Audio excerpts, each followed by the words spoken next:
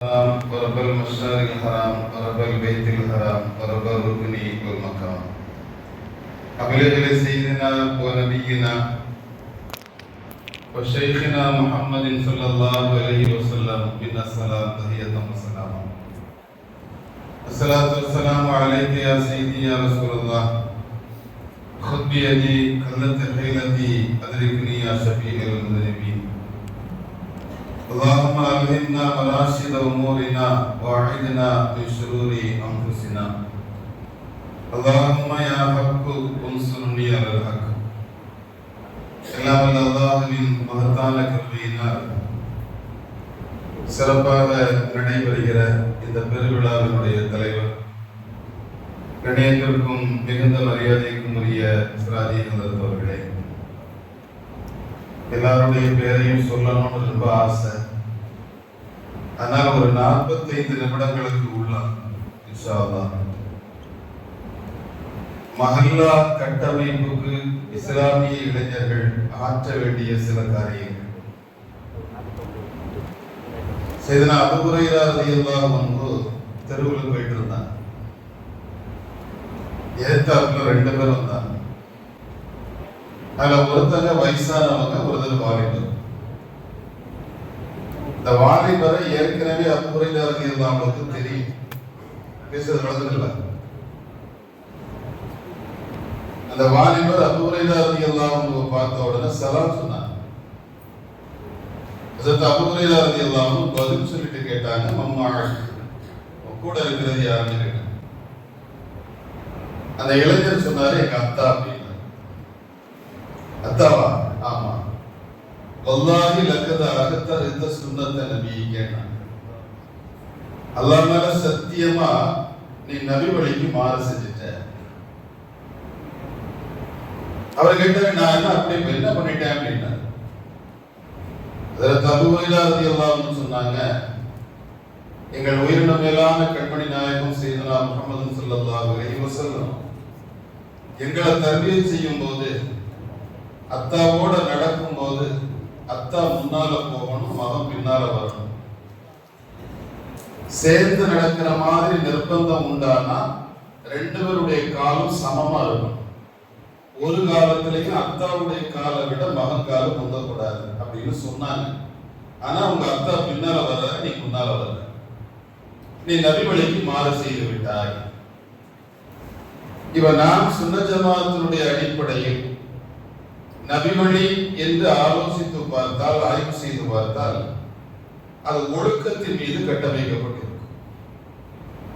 இயக்கம் சார்ந்தவர்களுக்கும் சுன்னத் ஜமாஅத்தினுடைய பிள்ளைகளுக்குமான வித்தியாசம் இதுதான். சுன்னத் ஜமாஅத் என்பது, நபி வழி என்பது ஒழுக்கத்தினுடைய அடிப்படையிலேயே வார்த்தெடுக்கப்பட்டிருக்கும். பெருமானார் ஸல்லல்லாஹு அலைஹி வஸல்லம் பள்ளிக்குள்ள வந்தாங்க, சஹாபிகள் எழுப்பி நின்னாங்க. நீங்க எல்லாம் அப்படி நான் வரும்போது எழுப்ப வேண்டாம்னா. மறுநாள் ரசூலுல்லாஹி ஸல்லல்லாஹு அலைஹி வஸல்லம் உள்ள வந்தாங்க, சஹாபிகள் உட்கார்ந்து இருந்தாங்க. ஹஸான் இப்னு சாபித் ரலியல்லாஹு அன்ஹு மட்டும் எழுப்பி நின்னாங்க. பெருமானார் ஸல்லல்லாஹு அலைஹி வஸல்லம் கேட்டாங்க, அம்மா சமீயத்த கௌலி, நான் சொன்னது உங்களுக்கு கேட்கலையான்னு கேட்டாங்க. அதற்கு ஹஸான் ரலியல்லாஹு அன்ஹு சொன்னாங்க, யா ரசூலல்லாஹ், பேரழகின் பெட்டகமான தாங்கள் அருள்வழியும் தங்கள் சுந்தர முகத்தை கண்ட பின்னால் எழுப்பாமல் இருக்க என் காலுக்கு என்னவாயிற்று? எழுப்பி பழக்கப்பட்ட இந்த கால் என் பேச்சை கேட்காமலேயே எழுப்பி நிற்கிறது, யார் என்ன செய்ய முடியும்? பெருமானார் ஸல்லல்லாஹு அலைஹி வஸல்லம் லதீக வதபஸ்ஸம சும்மதர, சிரிச்சாங்க, போயிட்டே இருந்தாங்க.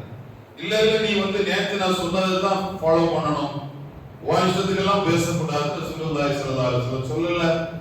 இமாம் யானத்து தாலிபீன் இந்த நிகழ்ச்சியை எழுதிக்கிட்டு, ஒரு அம்பும் ஒரு அதவும் மோதுகிற போது அதவும் முற்படுத்தப்படும் என்கிற பாடத்திற்கு இதை அடிப்படையாக மாத்துறாங்க. ஒரு ஏவலும் ஒரு ஒழுக்கமும் மோதுகிற போது ஒழுக்கத்தை தான் முற்படுத்தும்.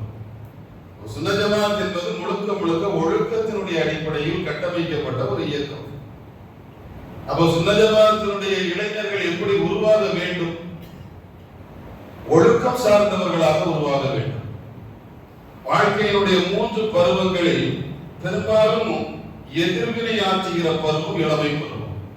சின்ன பிள்ளை சொல் பேச்சு கேட்போம், வயசாயிட்டா ஆட்டோமேட்டிக்கா அவங்க இருந்துருவாங்க. ஆனா இளமை பருவம் என்பது அது வானவில்லின் வருடங்களைப் போல பல வழிகளை தேடி அலைகிற ஒரு பருவம்.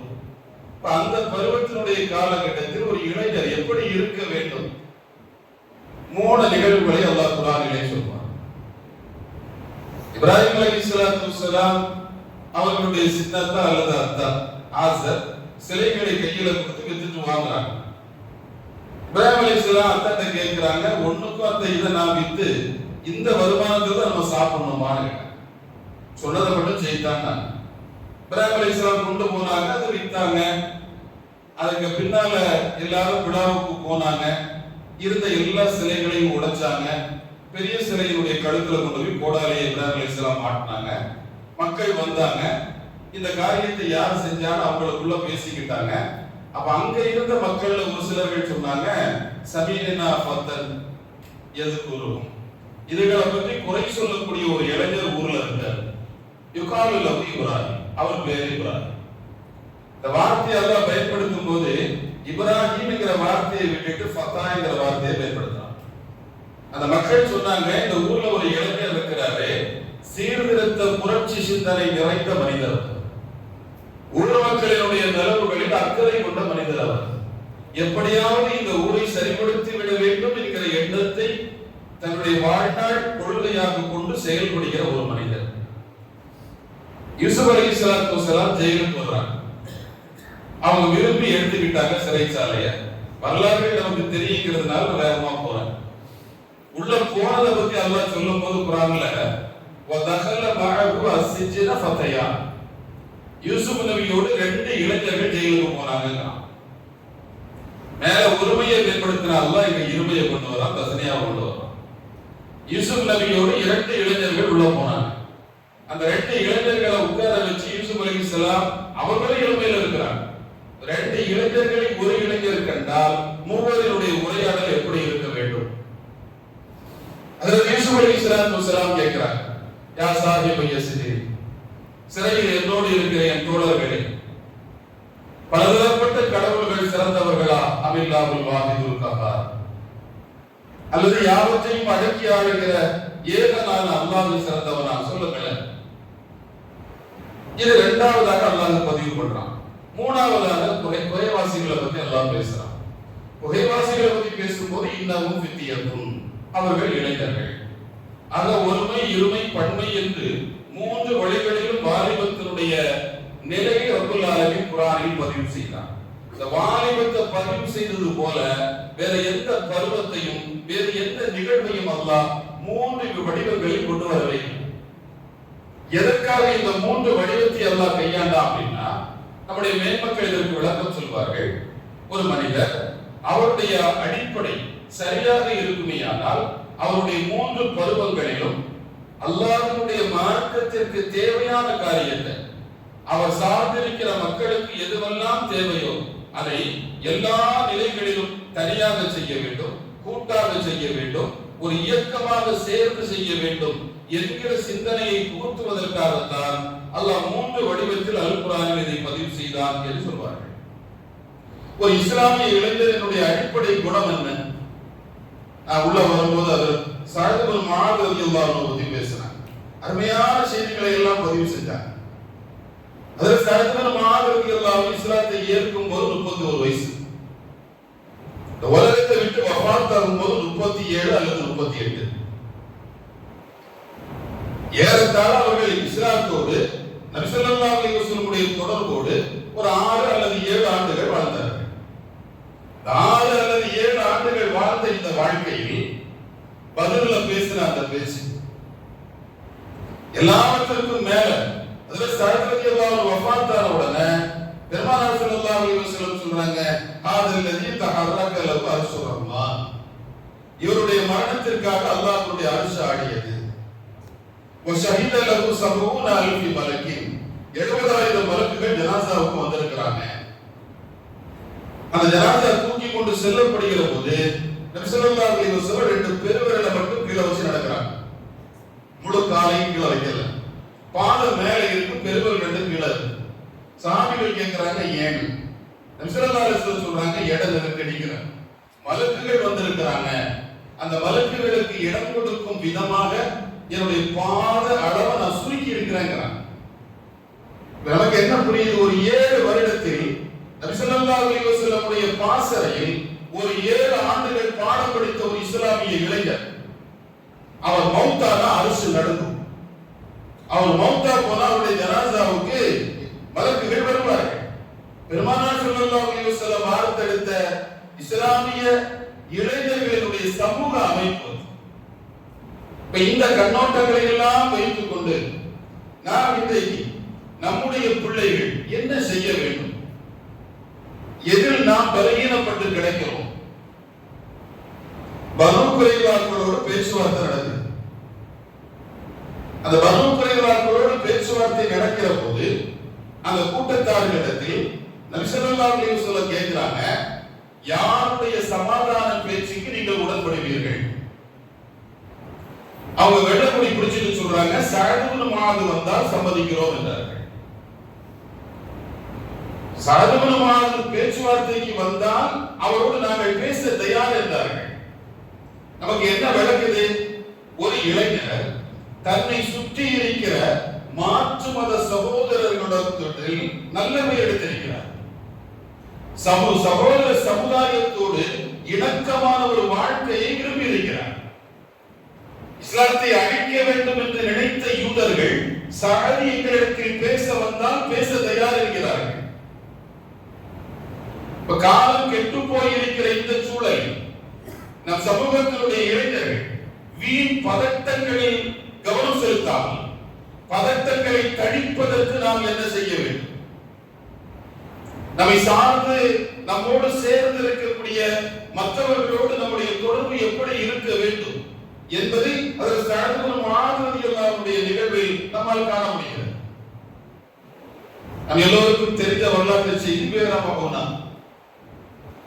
மௌனா போல் 70 பேர் ரசூலுல்லாஹி ஸல்லல்லாஹு அலைஹி வஸல்லம் அனுப்பி விட்டாங்க காரிகள். அந்த 70 பேரும் போனாங்க. அந்த பெருமானார் ஸல்லல்லாஹு அலைஹி வஸல்லம் கிதாப் கடிதம் ஹராம் இப்னு மில்ஹான் ரலியல்லாஹு அன்ஹுடைய கையில் இருந்துச்சு. அந்த கடிதத்தை உள்ள கொண்டு போகும்போது ஹராம் இப்னு மில்ஹான் சொன்னாங்க, இந்த 69 பேருக்கு சொன்ன செய்தி, நீங்க எங்கே இருங்க, நான் மட்டும் போறேன். எனக்கு ஏதாவது ஒண்ணு ஆனா நீங்க ஓடிடுங்க, நீங்க யாரும் வரக்கூடாது. நீங்க அத்தனை பேரும் போயிருங்க, நான் மட்டும் போறேன். அவர்கள் என்னை ஏற்றுக்கொண்டால் நீங்க வாருங்க, அவங்க ஏற்க மறுத்தால் நீங்க போயிருங்க, என்ன பத்தி கவலைப்படாதீங்க. வீழ்வது நானாக இருந்தாலும் வாழ்வது என் சொன்னார். ஒரு இஸ்லாமிய இளைஞருடைய குணம். எந்த ஒரு காலகட்டத்திலையும் நான் என்னால இந்த தீனுக்கு ஒரு களங்கம் வர சம்மதிக்க மாட்டேன். இந்த தீனுக்கு ஒன்று என்றால் முதலில் நிற்பவன் நான் என்கிற ஒரு மனோநிலை அவருக்கு வர வேண்டும் என்பதை ஹராம் இப்னு மில்ஹானுடைய வரலாற்றை நாம் பார்க்கிறோம். போனாங்க, அந்த மக்கள் வட்டமா உட்கார்ந்துட்டாங்க. ஹராம் இப்னு மில்ஹான் உள்ள போய் தபாலை பிரிச்சாங்க. முன்னால இருந்த ஒருவன் பின்னால இருந்த ஒருவனுக்கு கண்ண காட்டினான். அந்த பின்னால இருந்த ஒருவன் ஈட்டி எடுத்து ஹராம் இப்னு மில்ஹானை குத்தினான். முதுகுல குத்தப்பட்ட ஈட்டி வயிற்றை கிழிச்சு வெளியே வந்துச்சு. நான் புகாரியினுடைய அறிவு, அந்த வெளியே வந்த ரத்தம் ஈட்டியினுடைய முனையில் இருந்து வடியுது.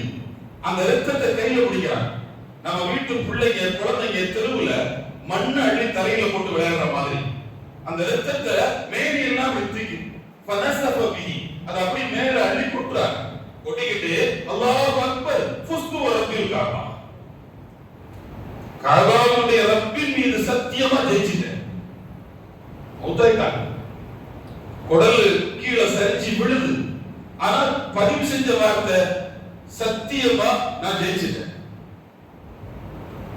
இத பார்த்த அங்க இருந்த இன்னொருத்தங்க கத்துனாங்க, அல்லாஹ்வே நாங்க. எதிரிகள் சூழ்ந்து கொண்டார்கள். 69 நபர்கள் ஷஹீதாக்கப்பட்டார்கள். ஒரே ஒரு சஹாபி அழகி காப்பாற்றப்பட்டாங்க. அவங்க மதீனாவுக்கு வந்தாங்க. நம்ம எல்லாருக்கும் தெரியும் இல்லையா? ஒரு மாசம் நபி ஸல்லல்லாஹு அலைஹி வஸல்லம் குனூத் ஓதுனாங்க. தொழுகையில குனூத்தை நாசிலா ஓதுனாங்க. அல்லாஹ்வே என்னுடைய குர்ஆக்கள் காரிகளின் பிள்ளைகள் 70 பேர்களை அவர்கள் இவ்வாறு சரியான முறையில கொலை செய்து விட்டார்கள். அல்லாஹும்ம அலைக்க பிதக்வான் அலைக்க பிஹுதைல், அல்லாஹ்வே ஹுதைல் அணி கவனிச்சுங்க, தக்வான் அணி கவனிச்சுங்க. அவங்க எல்லாம் அசத்தில்லாத ரசூலா, அல்லாஹ் ரசூலுக்கு மாறு செஞ்சிட்டாங்க என்று ஒரு மாதம் குனூத் ஓதினார்கள். இது இமாம் புகாரியுடைய அறிவிப்பு. நாம என்ன கவனிக்கிறோம்? பத்ர்ல 14 சஹாபிகள் கொலை செய்யப்பட்டார்கள். உஹதுல 70 சுஹதாக்கள். இந்த களங்களில் எல்லாம் இல்லாத ஒரு காட்சி பேத மவுனாவில் நடக்குது. இந்த பேத மவுனாவில் 69 நபர்கள் ஷஹீதாக்கப்பட்ட போது ஒரு மாதம் குனூத் ஓதி இருக்கிறார்கள். இந்த குனூத்தை நாசிலாவுக்கு என்ன காரணம்? பல காரணங்களை இமாம்கள் எழுதினாலும் அதுல ஒரு காரணம், இந்த 69 பேரும் இளைஞர்கள். முதல் காரியம், இவங்க எப்படிப்பட்ட இளைஞர்கள்? பெருமானார் ஸல்லல்லாஹு அலைஹி வஸல்லம் பாசறையில் பாடம் படிக்கக்கூடிய பிள்ளைகள், மாணவர்கள், தாலிபுகள், தாலிபான். இவர்கள் பாடம் படிக்கக்கூடிய பிள்ளைகள். பாடம் இல்லாத நேரத்தில் காடுகளுக்கு சென்று விறகு பொறுப்புவார்களாம். அந்த விறகுகளை கட்டுகளாக கட்டி மதீனாவுல கொண்டு வந்து வித்து அதுல இருந்து கிடைக்கிற காசை அஸ்ஹாபு சுஃபா என்கிற திண்ணை தோழர்களினுடைய உணவுக்கு செலவழிப்பார்களாம். இன்னும் ஓய்வான நேரங்கள் கிடைக்கிற போது வெளியே தோல் துருத்திகளை எடுத்துக்கொண்டு மதீனாவுடைய அவுட்டர்ல கிடைக்கக்கூடிய நல்ல குடி தண்ணீரை எடுத்து வந்து நபி ஸல்லல்லாஹு அலைஹி வஸல்லம் மனைவிமார்களுடைய இல்லங்களுக்கு கொடுப்பார்கள். மஸ்ஜித் நபவியினுடைய குடிநீர் ஆதாரமாக ஒது செய்வதற்காக தண்ணீர் எடுத்து வைப்பார்களாம். பள்ளியினுடைய எல்லா காரியங்களையும் இவர்கள் கவனித்துக் கொள்வார்களாம். பள்ளியில இல்லைன்னா சஹாபிகள் இவங்க வீட்டுல இருக்கிறாங்கன்னு நினைச்சுக்குவாங்களாம். வீட்டுல இல்லைன்னா குடும்பக்காரங்க பள்ளியில இருக்கிறதா நினைப்பாங்களாம். ஆனா ஒரு காலத்தை இவங்க வீட்டுக்கு போனது இல்ல, வீதிக்கு வருவார்கள், விறகு பொறுக்குவார்கள், அதை விற்பார்கள், வரும் காசில் மற்றவர்களுடைய பசியை ஆற்றுவார்கள். மகிழ்வித்து மகிழ்கிற குணம், அடுத்தவர்களை சந்தோஷப்படுத்தி அடுத்தவர்களுடைய முகத்தில் மலர்ச்சி வருவதை பார்த்து சந்தோஷப்படுகிற குணம். இந்த குணம் ஊருக்கு உழைக்கும் உத்தமர்களாய் 70 நபர்களும் இருந்த காரணத்தால் ஊருக்கெல்லாம் உழைத்த இந்த பிள்ளைகளுக்கு இப்படி ஒரு கதி வந்துவிட்டதே என்று பெருமான் குனூத் ஓதினார்கள். மதீனாவுல பெருமானார் ஸல்லல்லாஹு அலைஹி வஸல்லம் உருவாக்கி வைத்திருந்த இளைஞர்கள் முழுக்க முழுக்க பள்ளியோடு சம்பந்தப்பட்டவர்கள், பள்ளியினுடைய பராமரிப்புகளோடு சம்பந்தப்பட்டவர்கள், பள்ளியினுடைய எல்லா காரியங்களோடு சம்பந்தப்பட்டவர்கள், ஒழுக்கம் நிறைந்தவர்கள், ஊருக்கு உழைப்பவர்கள், ஊரினுடைய வறுமையை துடைக்க வேண்டும் என்று ஆசைப்படுபவர்கள், நபியினுடைய சொல்லையும் செயலையும் தங்களுடைய இதயத்தில் ஏந்தி மற்றவர்களுடைய காரியங்களை முன்னெடுப்பு செய்யக்கூடியவர்கள். எனவேதான் அந்த பிள்ளைகளுடைய விஷயத்தில் பெருமானார் ஸல்லல்லாஹு அலைஹி வஸல்லம் குனூத் ஓதினார்கள் என்பதையும் ஹதீஸுடைய விரிவுரை நூல்களிலே நம்மால் பார்க்க முடியும். ஒரு இஸ்லாமிய இளைஞனுடைய நிலை இப்படி இருக்கணும். சரி, இன்றைய சூழலில் நாம் என்ன செய்யலாம்? பெருமானார் ஸல்லல்லாஹு அலைஹி வஸல்லம் மதீனாவுக்கு வந்துட்டாங்க. மதீனாவுக்கு வந்த பின்னால திடீர்னு ஹுதைஃபா ரலியல்லாஹு அன்ஹு கூப்பிட்டாங்க. அதற்கு ஹுதைஃபா ரலியல்லாஹு அன்ஹு கேட்டாங்க, ஹுதைஃபா, மதீனாவினுடைய முஸ்லிம் மக்களின் தொகை என்னன்னு கேட்டாங்க. இப்ப முஸ்லிம் பதிவு செய்றாங்க, மதீனாவினுடைய முஸ்லிம் மக்களினுடைய தொகை எவ்வளவுன்னு கேட்கிறாங்க. அதற்கு ஹுதைஃபா ரலியல்லாஹு அன்ஹு சொல்றாங்க, ஆடி போயிட்டோம். திடீர்னு கூப்பிட்டு மக்கள் தொகை கணக்கெடுப்பு நடத்த சொல்றாங்க.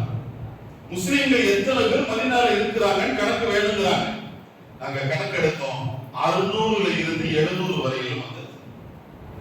பெருமானார் ஸல்லல்லாஹு அலைஹி வஸல்லம் போனோம், யார் சொல்லலாம், 600ல இருந்து 700 பேர் இருக்கிறாங்க, நீங்க பயப்படுறீங்களான்னு கேட்டோம். முஸ்லிம்களுடைய எண்ணிக்கை கம்மியா இருக்குது அப்படிங்கிறதுக்காக நீங்க பயப்படுறீங்களோ என்று நாங்கள் கேட்டோம். இமாம் முஸ்லிம் பதிவு பண்றாங்க, ஒரு மஹல்லாவினுடைய முதல் நிலை, அந்த மஹல்லாவை சார்ந்து இருக்கக்கூடிய மக்கள் எத்தனை பேர்கள், அந்த நபர்களில் ஜகாத்து கொடுக்க தகுதியானவர்கள் எத்தனை பேர், ஜகாத்து வாங்க தகுதியானவர்கள் எத்தனை பேர். இந்த இரண்டும் தெரிந்தால்தான் ஜகாத்தை ஒழுங்காக செயல்படுத்த முடியும். இஸ்லாமிய ஜகாத்துடைய அமைப்புல மர்யதானுடைய ஆட்சியில மிக கடுமையான வறுமை, பைத்துல் மால் பரிணாம வளர்ச்சி பெற்று விட்டது. அதற்கு எகிப்துக்கு அனுப்பப்பட்ட ஒரு சஹாபி எகிப்தினுடைய நிர்வாக ஆளுமையின் காரணத்தினால் முழு எகிப்தில இருந்து வறுமையை ஒழிச்சிட்டாங்க. எகிப்துல எதுவுமே இல்லை, ஜக்காத்து வாங்குற லெவல்ல யாரும் இல்லை. அங்க இருந்தவங்க உமர் ரலியல்லாஹு அன்ஹு கேட்டாங்க, எகிப்தினுடைய ஜக்காத்து வருவாய நாங்க என்ன செய்யறது? அதற்கு உமர் ரலியல்லாஹு அன்ஹு சொன்னாங்க, என்ன செய்வீங்கன்னு எனக்கு தெரியாது, ஆனா ஜக்காத்து காசு இங்க வரக்கூடாது. உங்க ஊரு ஜக்காத்து உங்க ஊரோட நிக்கணும், உங்க ஊரினுடைய வறுமை முதல்ல நீங்கணும். அதை நீக்கிக்கிட்டு அதற்கு பின்னால் யோசிப்போம் என்றார்கள். கவர்னர் சொன்னார், எங்க ஊர்ல ஜக்காத் வாங்குறதுக்கு யாரும் இல்லையே. மருதியெல்லாம் சொன்னாங்க, அப்படின்னா உங்க ஊர்ல தங்கி இருக்கக்கூடிய ஏழைகள் முஸ்லிம் அல்லாத யூதர்கள், கிறிஸ்தவர்கள், மற்றவர் யாராக இருந்தாலும் சரி, அவர்களை பைத்துல் மால் வந்து உருவாக்கி அதில் இருந்து உங்களுடைய நிலங்களை அவங்க கையில கொடுத்து அவங்க அதுல பயிரிட்டு அந்த பயிரினுடைய வருமானத்தை இஸ்லாமிய ஆட்சியாளர்கள் வாங்கிக் கொள்ளலாமே என்றெல்லாம் சொன்ன பின்புதான் உமர் ரலியல்லாஹு அன்ஹு மதீனாவுக்கு உள்ள ஒரு பைத்துல் மால் உருவாக்கினார். எகிப்துக்கு அனுப்பப்பட்ட சஹாபி 3 வருஷத்துல எகிப்துல இருந்து ஜக்காத்து வாங்க தகுதி உள்ள ஆட்கள் இல்லாத ஒரு நிலமாக எகிப்தை மாத்தினாங்க. அதனாலதான் நம்முடைய மேன்மக்கள் சொன்னார்கள், ஒரு மஹல்லா, அந்த மஹல்லாவுல கண்டிப்பாக வாங்கக்கூடியவர்களை விட கொடுக்கக்கூடியவர்கள் அதிகமாக இருப்பார்கள். அல்லாஹ் அப்படிதான் வச்சிருக்கான், அப்படிதானே? அல்லாஹ் அப்படிதான் வச்சிருக்கான். வாங்கக்கூடியவங்களை விட கொடுக்கக்கூடியவங்க கூட தைரியமா சொல்லலாம். ஏன்னா இருந்தும் கொடுக்காம இருக்கிறவங்க வேணா நிறைய இருக்கலாம், அதுதான் பிரச்சனை. அவன் ஒரு மஹல்லாவுடைய அமைப்புல மக்கள் எத்தனை பேர்கள் இந்த ஊர்ல உண்டு, அதுல முதியவர்கள் எவ்வளவு, இளைஞர்கள் எவ்வளவு, பெண்கள் எவ்வளவு, சிறுவர்கள் எவ்வளவு. அதற்கு உமர் ரலியல்லாஹு அன்ஹு ஆட்சியில ஒரு தீமா, ஒரு பெரும் ஏடு இதற்காகவே போடப்பட்டது. இதற்காக போடப்பட்டு 3 சஹாபிகள் நியமிக்கப்பட்டார்கள். அந்த 3 சஹாபிகளுடைய வேலை பிறப்பு இறப்பை பதிவு செய்வது. நாம வீடு இருக்கிறோம்ல, ஒவ்வொரு மஹல்லாவுடைய கட்டமைப்பிலும் இருக்க வேண்டிய காரியங்களாக, அத்தியாவசிய காரியங்களாக இவைகள் எல்லாம் உண்டு. பெருமானார் ஸல்லல்லாஹு அலைஹி வஸல்லம் உருவாக்கிய பிள்ளைகள் மதீனாவுடைய அவுட்டர்ல ஒரு குறிப்பிட்ட இடத்துல ஏறத்தாழ ஒரு 60-70 ஏழை குடும்பங்கள் வசித்தது. அந்த ஏழை குடும்பங்கள் ரொம்ப சிரமப்படக்கூடிய குடும்பம். அந்த குடும்பத்தார்கள்ல அந்த வீட்டுல உள்ள எல்லாருமே ஒரு 4-5 வருஷமா காலையில சுபஹு பாங்கு சொன்னோட அவங்க கதவை திறப்பாங்க. கதவை திறந்தா அவங்க வீட்டு வாசல்ல ஒரு பை இருக்குமா, அந்த பையில ஒரு நாளுக்கான உணவு இருக்குமா. அந்த வீட்டுல எத்தனை பேர் இருக்காங்களோ அத்தனை பேருக்கான உணவு. அதான் யோசிக்கணும். வைக்கிறது அரசாங்கம் இல்ல, ஆட்சியாளர்கள் அல்ல. ஆனால் இந்த வீட்டுல எத்தனை பேர் இருக்காங்களோ அத்தனை பேருக்கான உணவு கரெக்டா அந்த வீட்டு வாசல்ல சுபஹு முன்னால இருக்கும். கதவை திறப்பாங்க, எடுத்துக்குவாங்க. பையில விளம்பரம் இருக்காது. இப்ப ஒதுங்கிய கறி கூட விளம்பரத்தோட தான் வருது. விளம்பரம் இருக்காது, எதுவும் இருக்காது, பைய இருக்கும், அவ்வளவுதான். ஏறத்தாழ 6-7 ஆண்டுகள் ஒரு வீட்டு கதவை திறந்து அவங்க எடுக்கிறது அடுத்த வீட்டுதாரர்களுக்கு தெரியுது. ஒரு 6-7 வருஷமா தொடர்ந்து இப்படியே நடக்குது. ஒரு நாள் முதல்ல திறக்கிற அம்மா கதவை திறந்துச்சு, பைய காணும். 6-7 வருஷமா கரெக்டா வந்துட்டு இருந்துச்சு, எங்க போச்சு, ஏன் வரல? அந்த அம்மாவுக்கு ஒரு மாதிரி சிந்தனை வந்துச்சு. தெருவுக்கு வந்துருச்சு. தெருவுக்கு வந்தா பக்கத்து வீட்டு கும்பல, அடுத்த வீட்டு கும்பல, அந்த பக்கத்து கும்பல, இந்த பக்கத்து கும்பல, எல்லா கும்பலையும் தெருவில் இருக்குது. ஆனா யார்கிட்டையும் எதுவும் பேச முடியாது. ஏன்னா நமக்கு மட்டும் வந்திருந்தா கேவலம், அந்த வீட்டுக்கு வரலன்னா நல்லா இல்லை. சரி, எப்படி? அதுல ஒரு ஆள் குறைவாசிகள் மாதிரி 7 பேர் செஞ்சுக்கிட்டாங்கல்ல, அது மாதிரி. அப்ப ஒரு ஆள் கேட்டாங்க, எதுக்கு நீங்க வெளியே வந்தீங்க? 6-7 வருஷமா கரெக்டா வரும், இன்னைக்கு ஐட்டம் வரல. எங்களுக்கு தான் 60-70 வீடு. யாரு வச்சா? இப்படியே அவங்க பேசிட்டு இருக்கும் போது பள்ளியில சுபஹு தொழுகை முடிஞ்சிருச்சு. சுபஹு தொழுகை முடிஞ்சு பள்ளியில இருந்து அறிவிக்கிறாங்க, இன்னா லில்லாஹி வ இன்னா இலைஹி ராஜிஊன். மாத்த சிவத்து ரசூலில்லாஹி சையதுனா ஸைனுல் ஆபிதீன். நபி ஸல்லல்லாஹு அலைஹி வஸல்லம் உடைய பேரப்புள்ள ஸைனுல் ஆபிதீன் வஃபாத் ஆயிட்டாங்க. ராத்திரி வஃபாத் ஆயிட்டாங்க. அப்ப இத்தனை நாள் வச்சது இவர் தானோ? இந்த ஸைனுல் ஆபிதீன் ரலியல்லாஹு அன்ஹு தானோ? கன்ஃபார்ம் பண்றது எப்படி? யார்கிட்ட கேட்கிறது? அதுல ஸைனுல் ஆபிதீன் ரலியல்லாஹு அன்ஹு ஜனாஸாவை குளிப்பாட்டுறாங்க. குளிப்பாட்டும் போது செக்க சிறந்த மேனி, பார்த்த உடனே வாரி அணைக்கணும் போல தோன்ற மேனி, பெருமானார் ஸல்லல்லாஹு அலைஹி வஸல்லம் லாஹிரையும் பாத்தினையும் உள்வாங்கிய பிறப்புல கர்பலாவுல மிஞ்சின ஒண்ணு. பெருமானாருடைய தாபீன்கள் சொல்வாங்க, நாங்க நபியை பார்க்கணும்னு ஆசைப்பட்டா ஸைனுல் ஆபிதீன் ரலியல்லாஹு அன்ஹு வீட்டு கதவை தட்டுவோம். அந்த மனிதர் கதவை திறந்துட்டா வானத்து நிலவு புவியிறங்கி வந்தது போல் எங்களுடைய மனதுக்குள் ஒரு பூரிப்பு வரும். அந்த பேரானந்தத்தோடு நாங்க போவோம். பல நாள் அந்த முகத்தை அசை போட்டு பார்ப்போம். அந்த அசை போடுதலில் அண்ணல் பெருமகனாரினுடைய அழகு தோற்றம் எங்களுடைய இதயங்களுக்கு முன்னால் நிழலாட வருகிறார். அவ்வளவு அழகான மேனி. அந்த மேனியை குளிப்பாட்டுறாங்க. இந்த இடத்துல ஒரு கருப்பு தடவு இருக்கு. இது என்ன தடவு? இது எப்படி வந்துச்சு? பணியாளரை கூப்பிட்டாங்க. வா, இது என்னது? தெரியல. என்ன தெரியலங்கிற? உனக்கு தெரியாம இப்படி நடந்துச்சு? வீட்டுல என்ன நடந்துச்சு சொல்லு. எனக்கு என்ன தெரியும்? இரவு நேரத்துல நான் போயிடுவேன், காலையில வருவேன். வந்த உடனே கொஞ்சம் பணம் கொடுப்பாங்க. கொடுத்து இன்னென்ன ஜாமான் வாங்கிட்டு வான்னு சொல்லுவாங்க. நான் வாங்கிட்டு வருவேன். ரெண்டு பேருமா உட்கார்ந்து ஒரு 60-70 பை போடுவோம். ஒவ்வொரு பையிலையும் அதை தூக்கி போடுவேன். எல்லாத்தையும் முடிச்சு போட்டு ஒரு பெரிய சாக்கில் எல்லாத்தையும் தூக்கி போடுவாங்க. நான் எல்லாத்தையும் தூக்கி போடுவேன். சாக்க கெட்டுப்பாங்க, கெட்டுவேன். தூக்கி மூலையில வைப்பாங்க, வைப்பேன். நான் போயிடுவேன். காலையில வந்தா சாக்கு இருக்காது.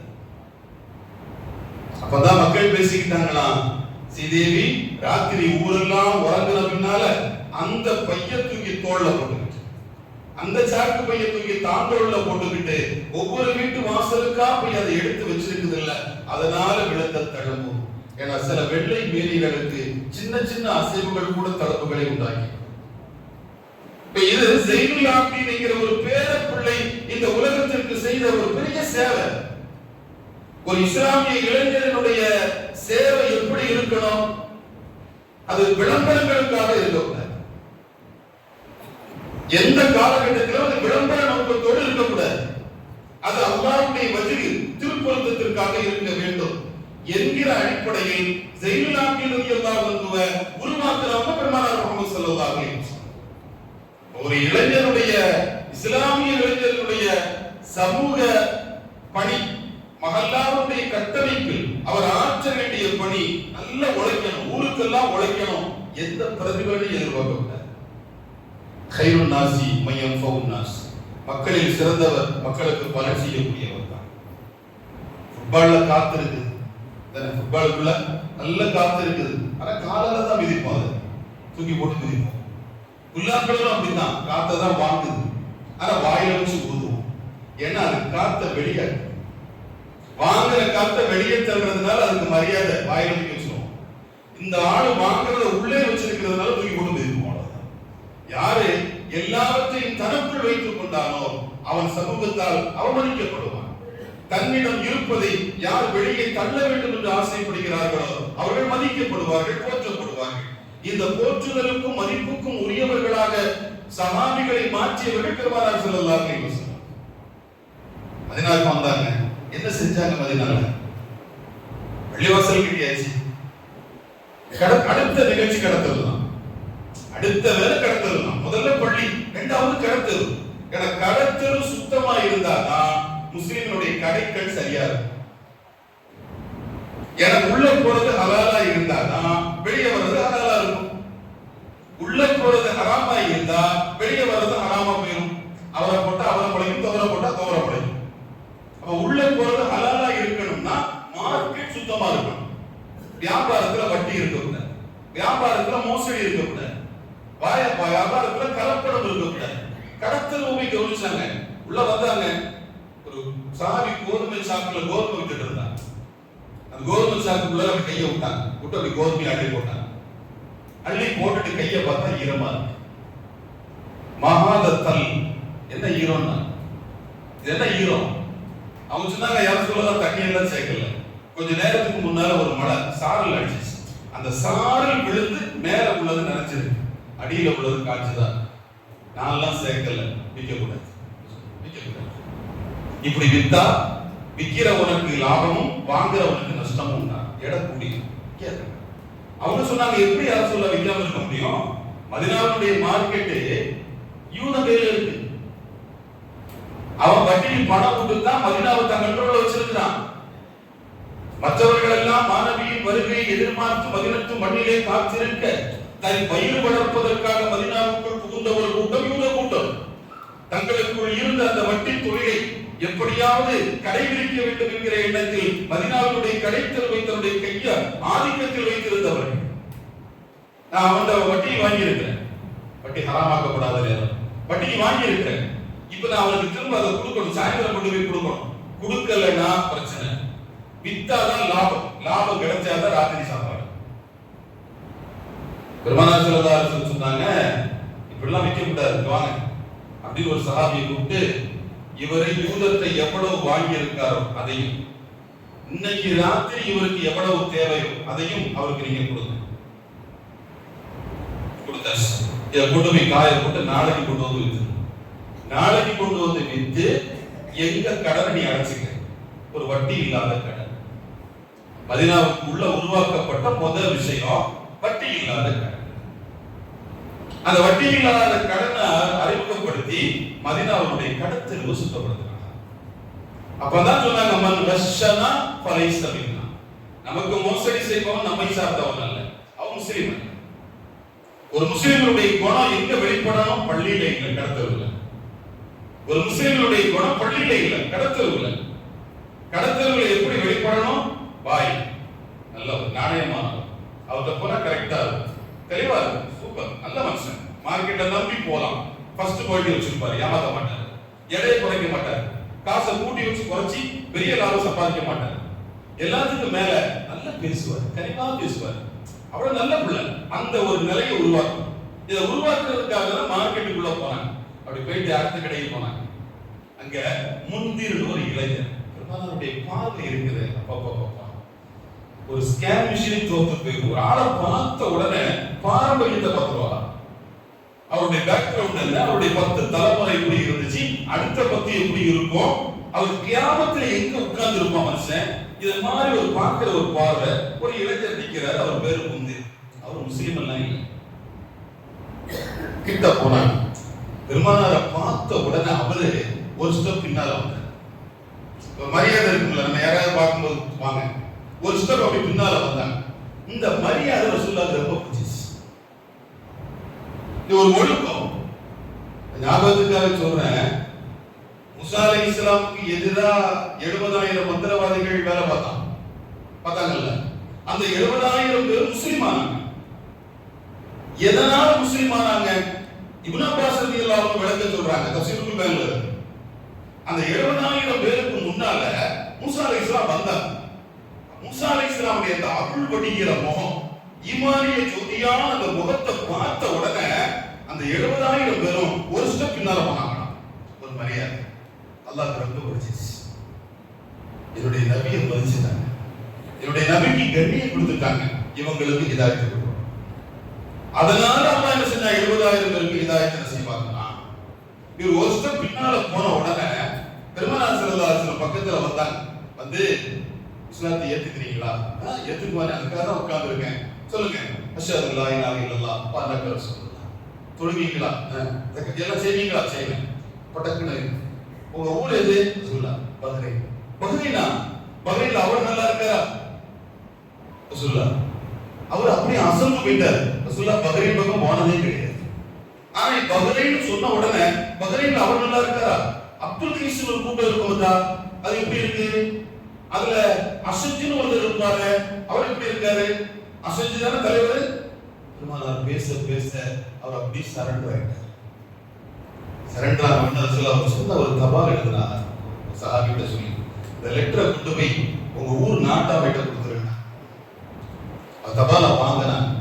வீட்டுக்கு வந்தாங்க. இவர் யாருன்னா நாட்டாம மகளை தான் கல்யாணம் பண்ணிருக்காரு. பெருமானாருக்கு தெரியும் எங்க அடிச்சா எங்க வலிக்கும். இவர் நாட்டாம மகளை தான் கல்யாணம் பண்ணிருக்காரு.